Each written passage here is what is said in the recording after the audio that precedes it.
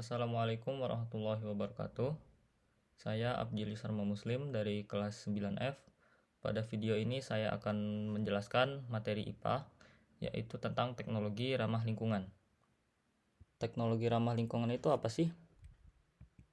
Teknologi ramah lingkungan atau sustainable technology atau green technology merupakan bentuk penerapan teknologi yang memperhatikan prinsip-prinsip pelestarian lingkungan.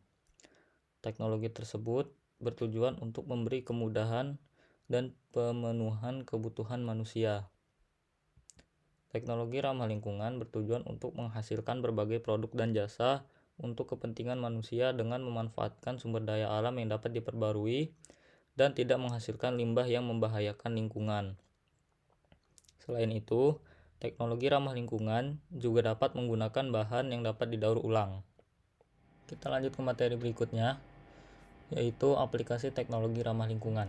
Yang pertama yaitu ada teknologi ramah lingkungan bidang energi. Bahan bakar dari tumbuhan atau biofuel. Biofuel adalah jenis bahan bakar alternatif yang berasal dari bahan bahan-bahan organik. Biofuel termasuk sumber daya alam yang dapat diperbarui. Ada dua jenis biofuel, yaitu dalam bentuk etanol dan biodiesel.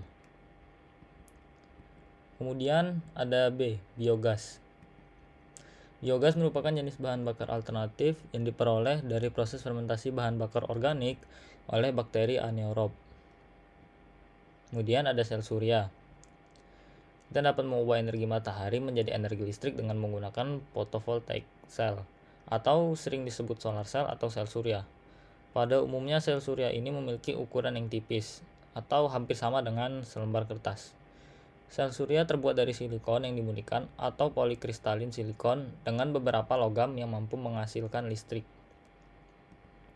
Kemudian D, pembangkit listrik tenaga air atau hydropower. Tenaga air atau hydropower menggunakan energi gerak dari aliran air untuk menghasilkan listrik. Cara paling umum untuk memanfaatkan hydropower ini yaitu dengan membangun dan membendung sungai besar untuk membentuk penampungan air. Air yang dibendung dialirkan melalui suatu pipa besar dengan debit atau laju tertentu untuk memutar turbin generator yang akan menghasilkan listrik.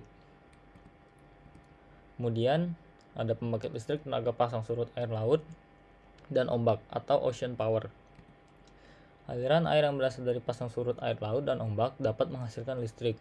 Bendungan dibangun melintasi bibir pantai dan muara untuk mengambil energi pada aliran air laut ini untuk digunakan sebagai hydropower. Saat ini masih sedikit negara yang menerapkan teknologi ini, salah satunya di kota Larens, Prancis. Hal ini dikarenakan pembangunan teknologi ini membutuhkan biaya yang sangat besar, alat mudah rusak akibat korosi air laut dan badai. Kemudian yaitu ada pembangkit listrik tenaga angin atau wind power. Pembangkit listrik tenaga angin menjadi sumber energi dunia terbesar kedua setelah panel surya. Ada dua jenis, yaitu pembangkit listrik tenaga angin yang dibangun di daratan dan yang dibangun di pantai. Kemudian yaitu ada geothermal. Geothermal merupakan panas yang tersimpan dalam tanah, lapisan dasar bumi dan cairan dalam kerak bumi. Kita dapat menggunakan energi yang tersimpan ini untuk memanaskan dan mendinginkan bangunan serta menghasilkan listrik.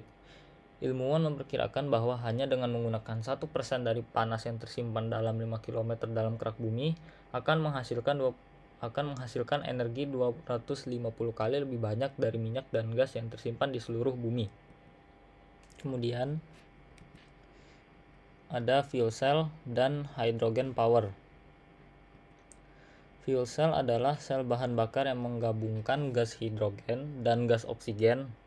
Reaksi antara hidrogen dan oksigen menghasilkan energi panas yang tinggi, sehingga dapat digunakan sebagai sumber listrik. Kemudian yaitu ada teknologi ramah lingkungan bidang transportasi. Yang pertama itu kendaraan hidrogen. Kendaraan hidrogen merupakan kendaraan yang menggunakan hidrogen sebagai penggerak mesin. Di dalam kendaraan ini terpasang alat yang mampu mengubah energi kimia dari hidrogen menjadi energi mekanik. Alat tersebut bekerja dengan cara membakar hidrogen dalam mesin pembakaran internal atau dengan mereaksikan hidrogen atau oksigen dengan oksigen dalam fuel cell untuk menggerakkan motor listrik. Gambar berikut ini Beberapa contoh alat transportasi yang menggunakan hidrogen ya. Ada mobil hidrogen, sepeda hidrogen, yang paling baru ini ada pesawat dari hidrogen juga ya, dengan bahan bakar hidrogen. Kemudian ada B, mobil surya. Mobil surya merupakan mobil yang energi utamanya berasal dari sinar matahari. Salah satu contoh mobil surya adalah bus surya. Bus ini menggunakan sinar matahari untuk memberikan energi pada alat-alat listrik dalam bus, dan energi yang digunakan sebagai penggerak pada mesin bus. Bus surya yang saat ini adalah merupakan kendaraan yang menggunakan baterai sebagai tempat penyimpanan listrik yang diperoleh dari cahaya matahari atau sumber yang lain. Nah, berikut ini contoh kendaraan yang menggunakan energi matahari selain dari bus yang tadi.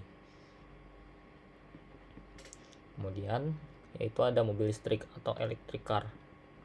Mobil listrik merupakan mobil yang didorong oleh satu atau lebih motor listrik menggunakan energi listrik yang disimpan dalam baterai atau alat penyimpanan energi yang lain.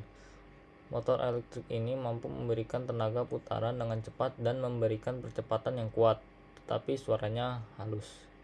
Mobil ini pertama kali dibuat pada tahun 1884 oleh seorang berkebangsaan Inggris, yaitu Thomas Parker. Nah, ini adalah contoh mobil listrik. Kemudian yang ketiga yaitu teknologi ramah lingkungan bidang lingkungan. Yang pertama itu ada biopori. Biopori dikenal dengan istilah teknologi lubang resapan, merupakan teknik untuk membuat wilayah resapan air hujan. Teknik biopori memiliki prinsip yang sama dengan sumur resapan, namun teknik ini diterapkan dengan menyediakan area yang dibuat berlubang-lubang kecil yang nantinya akan menyerap air hujan dan kemudian disalurkan ke dalam tempat penampungan air. Kemudian ada fitoremediasi. Fitoremediasi merupakan salah satu bentuk bioremediasi. Fitoremediasi merupakan penggunaan tumbuhan untuk menghilangkan, memindahkan, menstabilkan, atau menghancurkan bahan pencemar, baik itu senyawa organik maupun anorganik. Melalui fitoremediasi ini, polutan atau zat penyebab polusi seperti logam berat, pestisida, minyak, dan zat lain yang mengotori tanah, air, atau udara dapat dikurangi bahkan dihilangkan. Kemudian ada toilet pengompos. Composting toilet merupakan toilet kering yang menggunakan proses secara aerob untuk menghancurkan atau mendekomposisi feses yang dihasilkan manusia. Toilet pengompos dapat digunakan sebagai pengganti toilet air pada umumnya.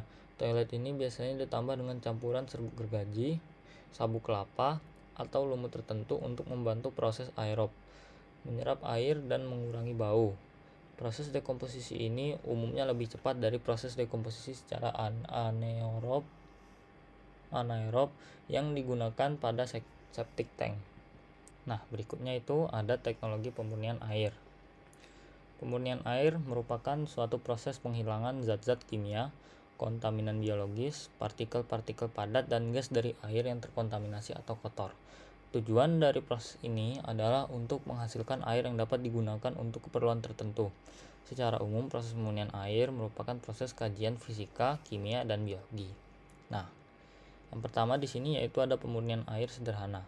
Pemurnian air dapat dilakukan dengan membuat alat yang berbentuk tabung yang di dalamnya terdapat lapisan-lapisan bahan seperti pasir, kerikil, batu, arang, ijuk, atau sabuk kelapa, dan dapat juga ditambah dengan kapas atau kain katun.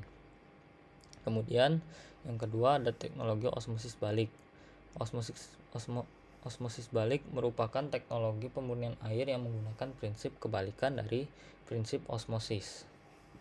Kemudian yang keempat itu ada teknologi ramah lingkungan bidang industri. Pertama itu ada biopulping.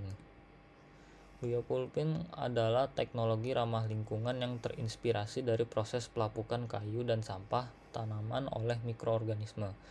Proses pelapukan dilakukan secara alami oleh beberapa jenis mikrob dan jamur, sehingga sampah dari pohon-pohon yang telah mati akan kembali diserap oleh alam secara alami. Sekian video saya mengenai pembahasan materi IPA yaitu tentang teknologi ramah lingkungan. Semoga videonya bermanfaat. Terima kasih. Wassalamualaikum warahmatullahi wabarakatuh.